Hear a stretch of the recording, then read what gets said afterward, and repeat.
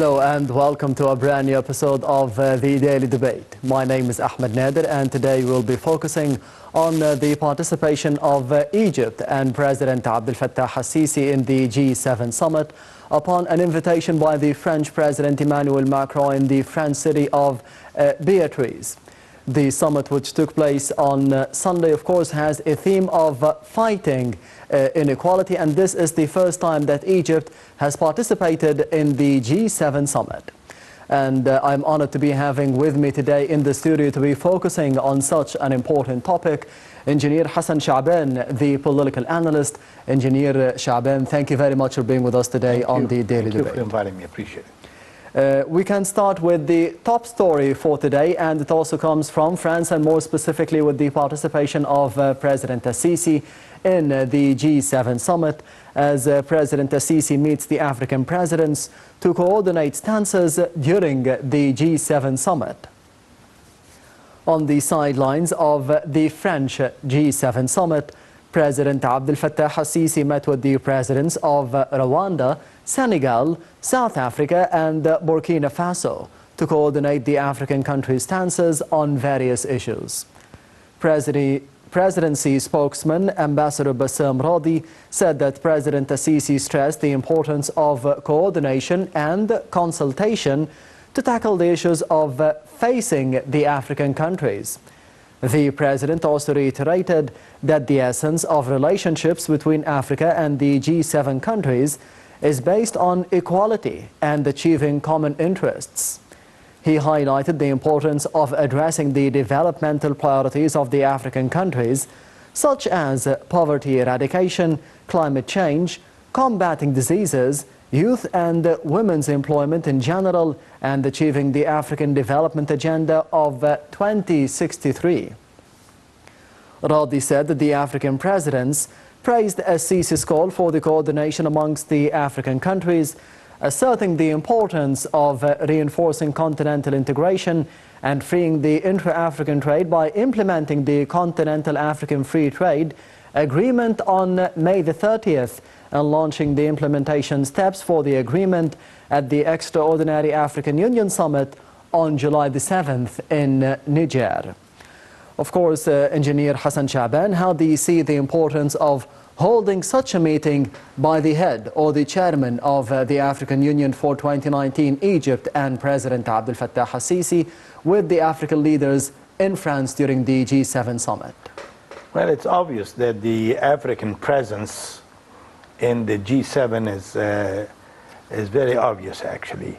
You have a number of very leading countries in Africa represented in the G7. Rwanda, Senegal, South Africa, Burkina Faso. All of these countries have a very high rate of development, actually. Yes. Very leading countries in Africa. On top of that, the countries that are represented in the G7 actually have very large investments in these countries, specifically Rwanda and Burkina Faso. So actually, when the president actually met and invited the presidents to lunch and had a meeting with them, they were actually coordinating among themselves how to represent Africa in its best form, actually. They were not only representing themselves, but they were representing Africa as a continent. So there is a lot of countries that actually were counting on the good representation of these 5 countries, headed by our president, President Sisi, the head of the African Union. Yes, as heading the African Union, as you said, Engineer Hassan Shabaan, the importance or the achievements Egypt has done for Africa in 2019 so far, how do you see them? Well, Egypt actually, took a step similar to what the president made locally, fighting disease, actually. Yes. That was number one. Actually, we had a campaign, a procedure in Africa. Locally, we opened the door for the non-Egyptians or the Africans to actually enjoy the privilege of being examined by this program. The 100 million health initiative. Exactly. Yes. Actually, it exceeded the 100 million Yes. to the whole continent. This is number one. Number two, I think the trade agreement that was signed in Senegal, for the free trade and the free zone in Niger was the second major step that actually will enhance the trading activities in Africa. I think our president is pulling Africa toward development, similar to what he's doing it locally, actually. He's trying to apply the same formula that he applied in Egypt, everywhere in Africa, in neighboring countries, and so forth. Yes, turning to the participation of Egypt and the President Abdel Fattah al-Sisi in the G7 summit, let's take a look in the upcoming report about the participation as the first time that Egypt has been there with the G7 summit. So let's see it.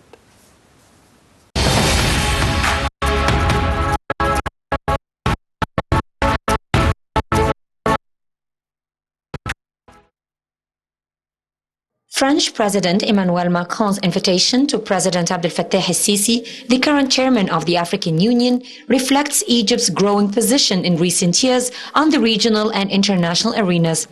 The G7 summit comes under the theme Fighting Inequality. The French G7 presidency put forward a number of topics that would like to agree with the African countries invited to participate in it, especially the digital transformation in Africa and ways to promote women's entrepreneurship. G7 stands for the 7 countries, the US, the UK, Japan, Italy, Germany, France and Canada, which represent 50% of the global economy. These powers also share the values of freedom and democracy, as well as a collective ambition to deal with the world's major issues. In a new format, the Biarritz Summit is involving partner countries, especially African countries, and key players from civil society to provide shared answers and concrete responses to fight all forms of inequality. France had previously hosted the G7 summits for 6 times since the establishment of the group in 1975 to tackle global issues of peace, security, health, education, environment, climate change, and counter-terrorism. President Sisi's visit to France is the 4th since he took office, and Macron paid Egypt a 3-day visit in January, all reflecting a convergence of views on bilateral issues, especially the Palestinian issue and the Libyan crisis. The Egyptian-French relations are characterized by their privacy. All over the past 2 centuries, they were constant, and that helped the political and diplomatic work between the 2 countries to be an important pillar on which bilateral relations are based. In order to strengthen the bilateral cooperation, President Sisi and Macron announced the Cultural Year France-Egypt 2019 on the occasion of the 150th anniversary of the opening of the Suez Canal.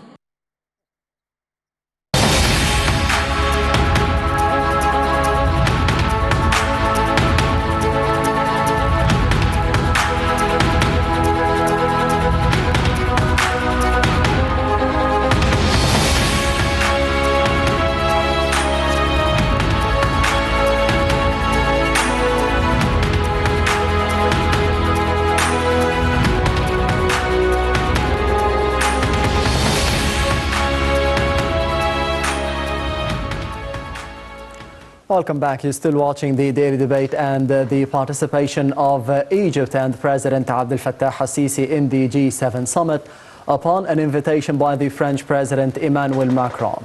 And we are joined following the break and following the report with Ambassador Nouman Galel, the former Assistant Foreign Minister. Mr. Ambassador, thank you very much for being with us today on the daily debate. Thank you very much. Before the break, we were speaking about the bilateral ties or the relationship between Egypt and Africa, as Egypt or President Abdel Fattah al-Sisi held a meeting today in France with the leaders of South Africa, Rwanda, Burkina Faso and other different African countries. How do you see the importance of such a summit, the participation of Egypt there in the G7 and the meeting held on the sidelines of the summit? First of all, the meeting of G7 has been stopped or suspended for a number of years, since 2008. Yes. Because it turned to be G20. But now it is reactivated. So now the G7 is taking a new role, the focus on more on economy, more in environment, more in sustainable development, some of the human rights issues. So that is the importance of this summit. And the second point of importance is related to France itself. France, after being less, and the American is taking all the show, so now France is on the middle of the show. As for Egypt, the relation between Egypt and France is a very old relation. Yes. Since Muhammad Ali and even before. The relation, recent one, between President Sisi and President Macron is very close and very strong, and both of them, they have chemistry to discuss issues and to start new programs and support politically, economically, and internationally. For Africa, Egypt, as you know, and everybody knows, now that Egypt is a leader of Africa, the chairman of the African Union, and Egypt is the chairman, and President President Sisi yes. is the president of the OAU. In the G7, there are a number of countries from Africa, 6 countries, from different regions, but the main show is taken by the president of the OAU, President Abdel Fattah al-Sisi. So that is a very important issue. 1 credit for Egypt, 2 credit for President Sisi, 3 credit for Africa as a whole, because these 6 countries, they are in the mean or the middle of this G7 group.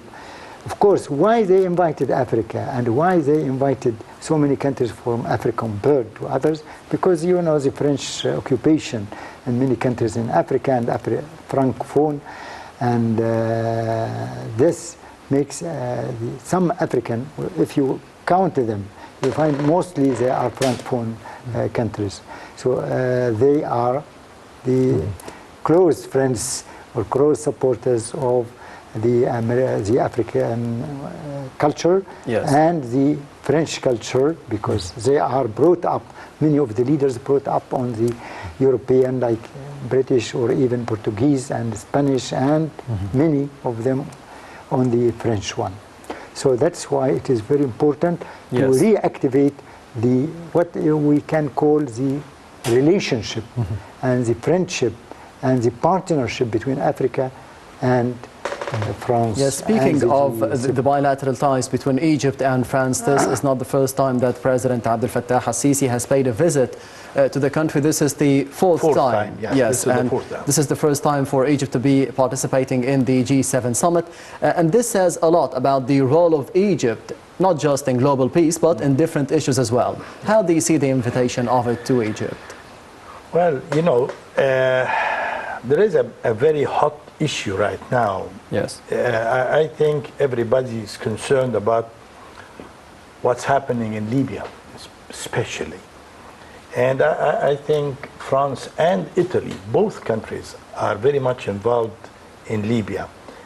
And they have a certain point of view regarding the situation, the political situation in Libya. It might be a little bit different from the Egyptian point of view, This is why this summit meeting is very important, because our president will not only meet the Italian president as well as the French president, but there will be the United States president as well. So this combination will actually produce a policy toward Libya, because definitely the Americans will have a point of view a little bit different from the European point of view. And this is a hairy situation right now. But Egypt is watching the situation in Libya very closely. And we're not trying to step on anybody's toe. But again, our security and our brothers in Libya, the security of the Libyans, very much concerns Egypt. And I think this G7 is a very good chance not only to discuss economical issues or environmental, but as well, I think Libya will be a hot subject on the table, even behind closed doors, especially that there won't be a final statement or a verdict in the end of the meetings. Yes. It will be an open door statement, actually. So I think we are very concerned to coordinate with France and Italy and the US in regard of Libya. This is the hot issue right now. Yes. Mr. Ambassador, how do you see the role of Egypt in the region, in the Middle East, and in global peace in general? In global peace in general, Egypt has a role. Yes. Because Egypt, as founding member of the United Nations, and in many organizations from Africa to the Muslim countries, to the Arab countries, to North Egypt, North Africa and South Europe, and so on. So Egypt works in many circles, international circles. That's why it is very important role. As far as the future or the role of Egypt, you know, the French, they have they are funded with the or enthusiastic to the Egyptian culture. Yes. And you know, the Egyptologists and many writers, many Egyptologists in France talk about history of Egypt. In Italy also something like this. Luckily with France, we have some very few differences. Some related to the 1956 aggression, but otherwise the relation is very peaceful most of the time. And the French, as you know, they participated in the developing Egypt of today. The underground has done by the French and many other projects. Italy also, they have a very good relation with Egypt as far as the oil production and excavation and these things. We have a long relationship with Italy. Of course, as His Excellency Mr. Hassan has mentioned United States, that is the superpower, still the superpower. It is in a hazy way or hazy situation, but it's still a superpower. And our relation with United States is strategic relations, and we have no problem. Of course, this doesn't mean that we don't have differences. We have differences because each country has its own priority of its own foreign policy and its interest. So the priority in Egypt, which is in the very strategic area in Northeast Africa and in Africa in general, and you have the Suez Canal, which has been digged by the Egyptians, but with the French initiative, you know, the Lesseps and all the others. Yes, and turning from the Middle East or the role of Egypt in the Middle East, to the role of Egypt in Africa as heading the African Union, and what is the significance of Egypt being there in the G7 summit as the head of the African Union for 2019? You see, the North Africa countries, as well as the Mediterranean countries, Italy, France, Greece, all of these countries that faces North Africa, we have a problem with illegal immigration. This concerns Europe very much, and Egypt is playing a major role in trying to control the illegal immigration to Europe, because some of the countries in Europe, they're not geared to accept and accommodate the African immigrants. So I think President Sisi is playing a major role in this respect to encourage the Africans not to attempt the trial to illegally immigrate to Europe by creating jobs and business chances in Africa and improving the economical climate in Africa. And I think this is one way of fighting illegal immigration. Europe should actually invest more in Africa, create more jobs.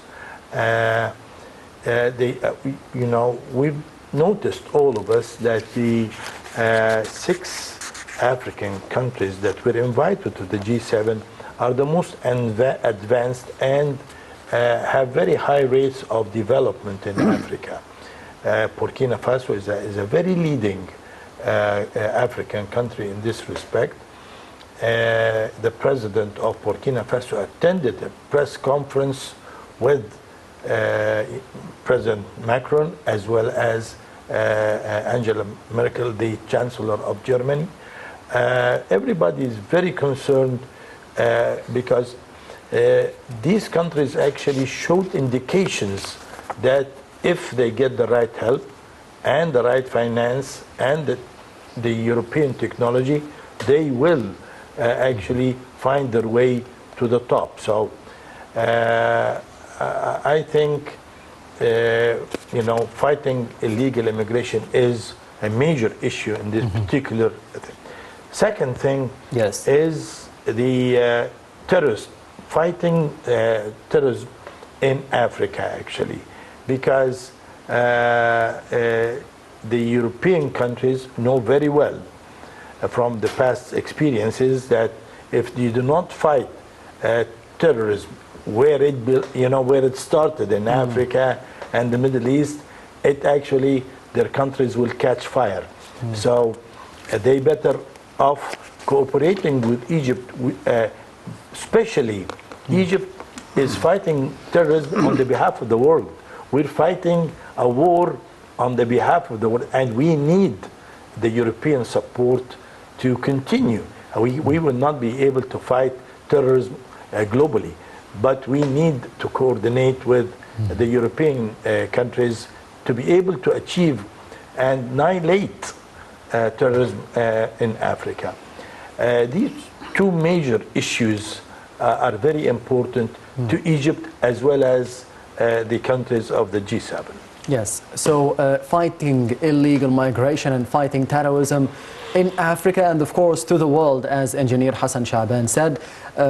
Those two topics, of course, top the list for the G7 summit for this year. How do you see the voice of Africa reaching the world and reaching the G7 summit through Egypt leading the African Union for 2019, specifically for those two topics? Yes, these two topics are very important internationally. Yes. So, and Africa has, compared to other areas, have more immigration, especially from Southern Africa, so from Black Africa. So that is a very serious and dangerous issue for the European, especially for France and Italy and these countries. So if these countries are discussing and they are serious, then they need a real support and a real help and investment to create jobs so that people will not immigrate and leave their country and stay there. And that is the argument which we in Egypt and some other countries also are putting forward to the developed countries, because you cannot be developed and leave others poor and miserable and have no development. It has to be cooperation. And here the leadership of President Sisi is very enthusiastic and very elegant and eloquent in presenting the topics of the African issue. In his statement this morning, he talked about the immigration, he talked about terrorism, he talked about sustainable development, which is the issue of the world of today, and also the climate change. So all these things, that is the main issues for Africa, which we talk about it every day. Yes. Among us as African and among African and the other countries of the world. And when we have the G7, then we have a real support if you are a good lawyer and present your case to these seven. And we have 6 African countries, Egypt, South Africa, Senegal, Burkina Faso, and many others. They are very eloquent also, and they can defend their cause and bring it in a nice way. So that is the point which I wanted to highlight here. Yes, speaking of climate change, as Mr. Ambassador was talking, one of the main topics for the G7 summit for this year, and we can see what is happening in Brazil and the Amazon forest. How would you comment on that, Engineer Hassan?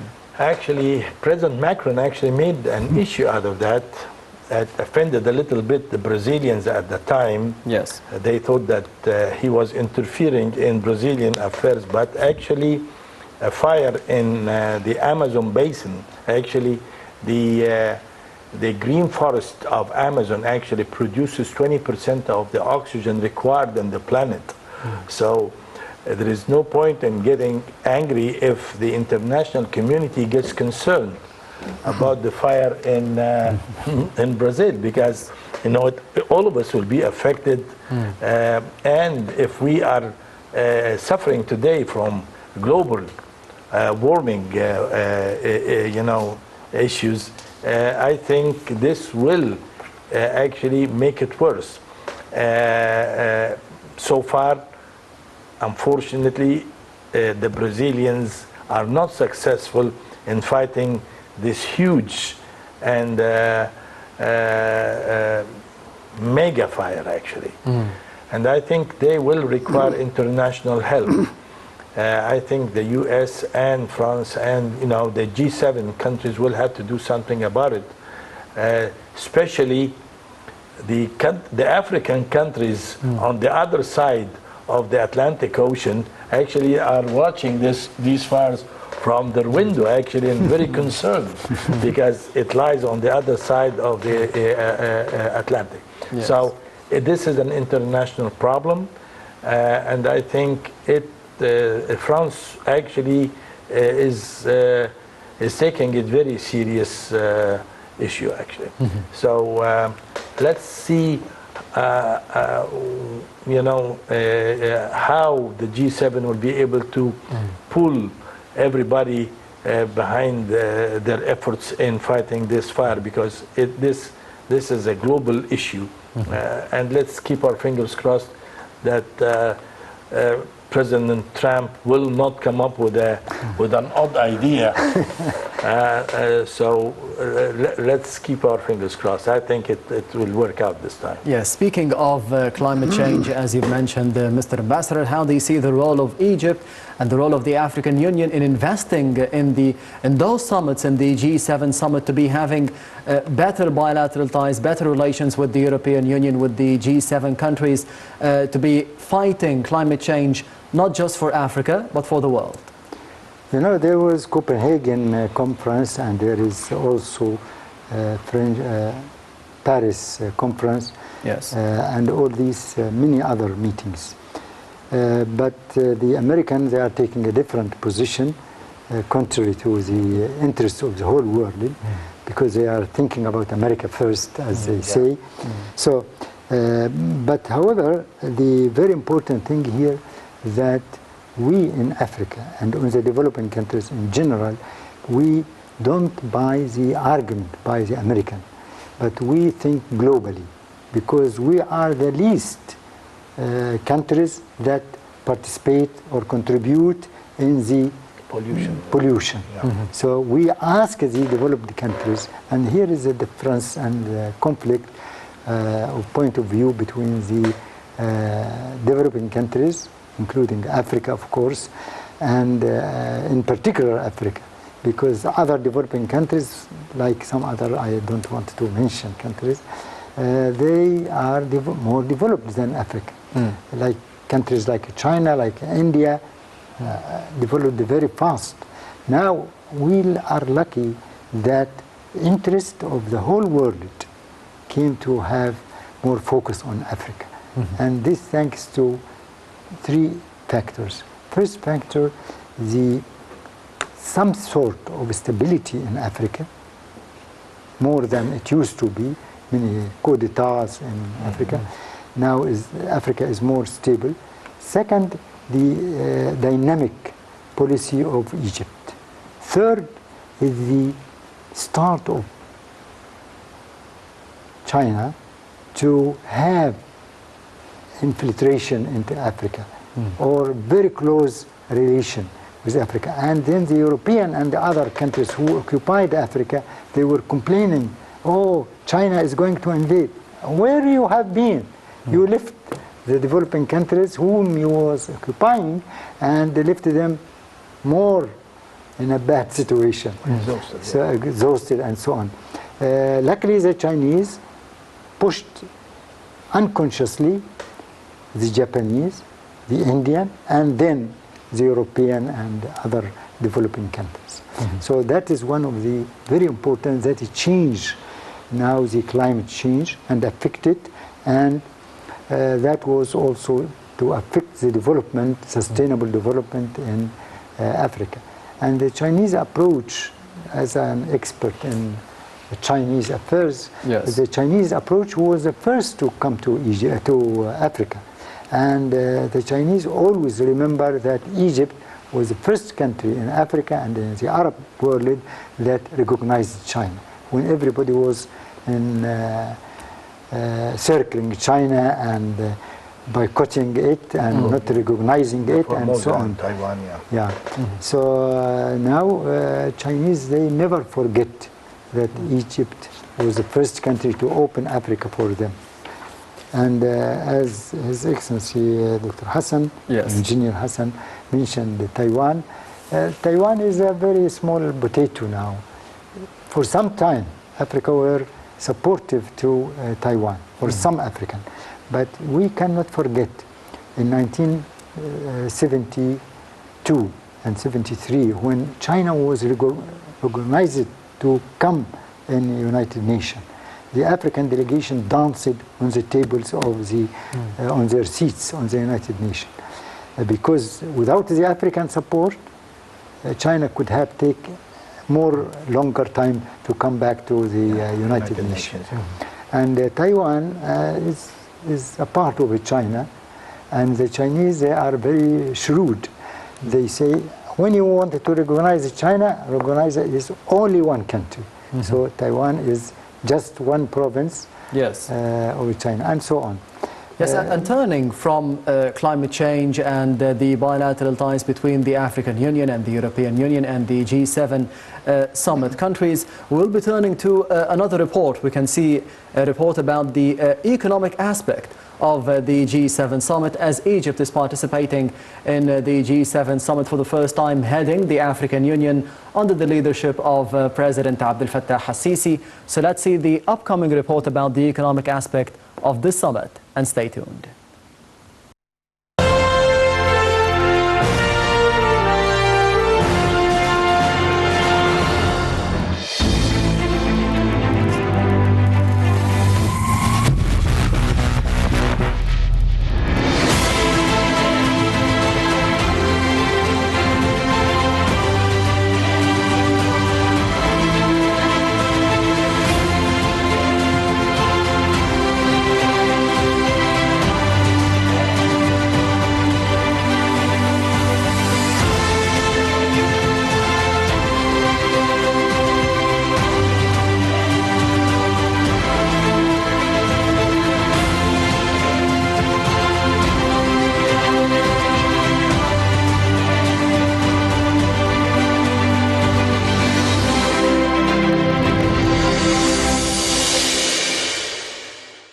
Central Agency for Public Mobilization and Statistics, CAPMAS, said in a statement that Egypt's export to the G7 countries increased 8.8% year-on-year in the first half of 2019 to $3.8 billion, compared to $3.5 billion in the same period a year earlier.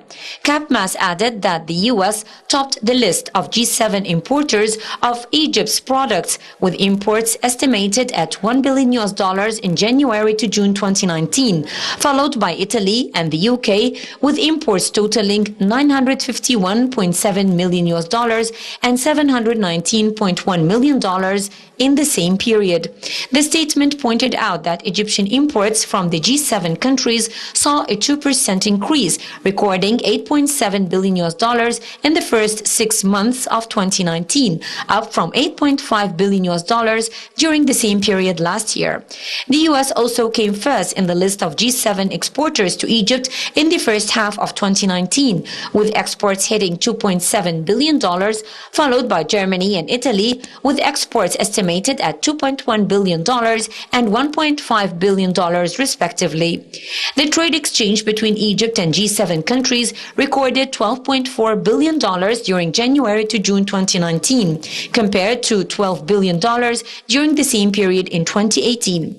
The Group of Seven, G7, is an international intergovernmental economic organization consisting of the 7 largest IMF-described advanced economies in the world: Canada, France, Germany, Italy, Japan, the United Kingdom, and the United States. As of 2018, the 7 countries involved represent 58% of the global net wealth, $317 trillion, and more than 46% of the global gross domestic product GDP based on nominal values, and more than 32% of the global GDP based on purchasing power parity.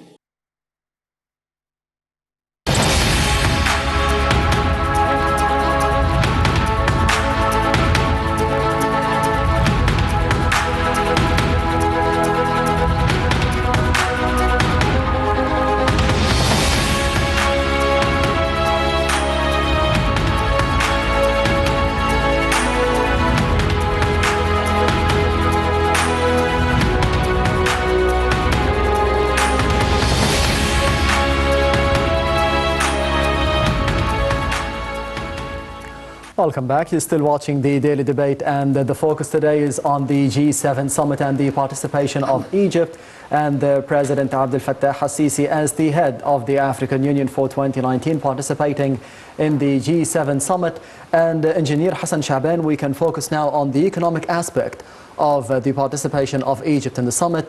As how do you see the importance of the success of the economic reform program that was implemented and applied here in the country as a proof of success for the G7 countries, that Egypt should be there among with the bigger countries of the world? Well, Egypt took a giant step and actually had this very ambitious program, the liberation of the Egyptian pound and the dollar and the new rates. And the loan that we took from the international bank, actually all of these together with the sustainable development program that we have in Egypt and this mega projects that we're having all over Egypt for a change, we're getting out of the valley and the delta finally. Now Egypt is actually wearing the shirt in full. Yes. We are spreading our 100 million population all over Egypt. So from our western borders all the way to Sinai to the south, and so definitely Egypt is being rebuilt. And there is an excellent chances for investments in Egypt, especially the Suez Canal area.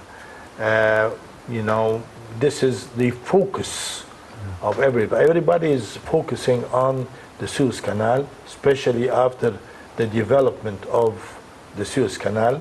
Hopefully, the international trade will improve. Indeed, it is suffering right now from a lot of pressures and a lot of commercial wars between countries like China and the States and so forth. But sooner or later, the international trade will actually recover, and the Suez Canal will work with a very high efficiency. And let's hope that on both banks of the Suez Canal we will see projects, industrial projects, and I hope that our president will be able to convince our European partners to participate in the development of the area along the Suez Canal from Port Said all the way to Suez on both sides. We need new industries, new technologies applied in these industries. We need to change the philosophy of industry in Egypt. So we need countries like Japan. I hope our president is very clever, and he will be able to convince countries like Italy to increase their exploration for oil and gas in the Mediterranean and in the Delta. France is a good partner for Egypt. The United States, of course, is our traditional friend and ally, strategic ally. So we need to translate all these good relations into a profit that Egypt should feel to improve our economy and be able to pay our debts. And I think very soon we will see a new Egypt. Everybody is admiring what's happening in Egypt. The Germans have had a statement that actually praised the projects that we have with them in Egypt. Let's hope that the new Prime Minister in the UK will actually have a different approach, and especially after the Brexit. Exactly. I think there will be a new agreement between the UK and the United States very soon. And let's keep our fingers crossed. We're watching a lot of changes worldwide, actually. Yes. I think from now till Christmas, there will be a lot of changes, a lot of events that we will watch.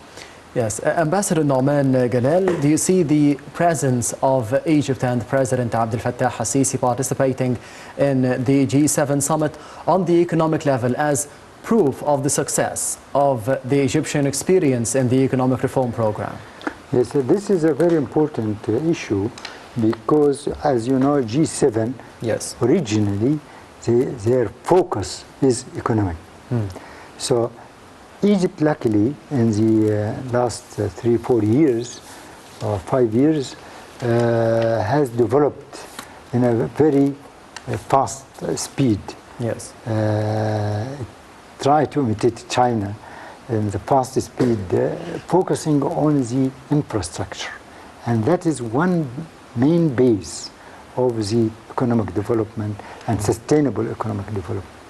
So when we look at the infrastructure, like the new Suez Canal, and also the new administrative capital, and many other new cities and in the different parts of Egypt, and recently the Alamein, when I noticed the visit and the prayers of Eid in Alamein, the new Alamein. So everything became anew. We have an old city or old capital and a new one, and so on. And that was the dream of many Egyptians, and especially the Egyptians who were abroad and seeing many projects and ideas. So they wished to see the new development of Egypt. Today, if you go from Cairo to the north coast of on the Mediterranean, then you find so many change. It cannot be imagined that few years ago it used to be a desert. And also this goes along all the River Nile. So that is one of the very important things, and the credit to President Sisi and his group. And we hope this past development will continue. But my view here also, they should not forget the poor people, because many of the development goes to the high middle class or high class. But the focus should also take into account the poor people. They are giving some focus, but not enough in my view. Yes, the summit is being held under the theme of fighting inequality. How do you see the importance of this topic, not just for Africa and not just for the West, but for the world? Actually,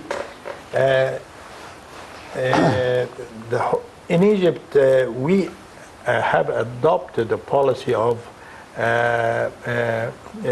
employment of women, actually. Yes. That we lack that for some time. Women are participating in politics right now and carrying its responsibility. Equality between the two genders, actually, men and women. Transparency and, fighting corruption. All of this, as well as fighting poverty, of course. Yes. Poverty is an issue, or this is the cradle. Poverty, as well, illiteracy and ignorance is the cradle where actually terrorism starts. So once you want to fight terrorism, you're going to have to eliminate, annihilate poverty, have equality, and education is very important. So this is the task that our president is facing in Egypt as well as Africa. He's applying all of, because actually though Egypt was ahead of a lot of African countries in the past, but due to the fact that we had a lot of wars and we were consumed in conflicts. So we actually have a situation where we have a lot of poverty, and we need to improve our education systems. And but we are actually achieved the equality between men and women. You can see our cabinet actually and the parliament, the government. Yes. Both of them actually. Women are participating, and they're performing to a very high standard, actually. Yes, fighting inequality in Egypt, in Africa, and in the world. How can we fight it? No, you have the resolution of the United Nations. That is number one. And I worked in the United Nations for nearly 6 years in our delegation.